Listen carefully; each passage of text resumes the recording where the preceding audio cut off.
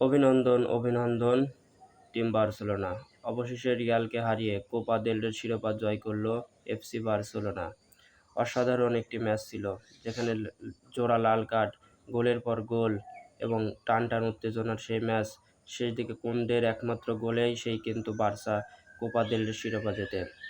এই কুন্দের একমাত্র গোলে কিন্তু সর্বশেষ রিয়াল যে বার্সেলোনাকে হারিয়ে জয়লাভ করেছিল সেই 2014-15 মৌসুমের কথা কিন্তু মনে পড়ে যায়, যেখানে গ্যারেথ বেলের শেষ মুহূর্তের গোলে কিন্তু বার্সেলোনাকে 2-1 গোলে হারিয়ে চ্যাম্পিয়ন হয় রিয়াল মাদ্রিদ। সে অনেক অতীতের কথা, থাক আজকের ম্যাচ নিয়ে কথা বলি। লাজবাব হ্যান্সি ফ্লিকের যে ট্রিপলদের স্বপ্ন, তিনি বলেছেন আমরা যদি সঠিকভাবে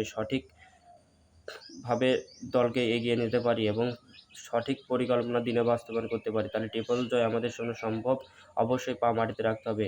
সেই হ্যান্সি ফ্লিক, লাজবাব হ্যান্সি ফ্লিক, তিনি কিন্তু অসাধারণ নৈপুণ্য দেখিয়েছেন।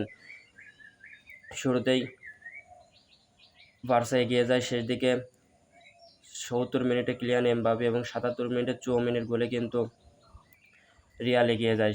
84 মিনিটে ফেরান তোরেসের গোলে আবারও কিন্তু ম্যাচের সমতায় আসে এবং শেষ দিকে অতিরিক্ত সময়ে কুন্দর গোলে কিন্তু বার্সা জয় পায় এবং অতিরিক্ত শেষ মিনিটে রিয়াল কিন্তু জোড়া লাল কার্ড পেয়ে ম্যাচ থেকে একদম পুরোপুরি ছিটকে যায়।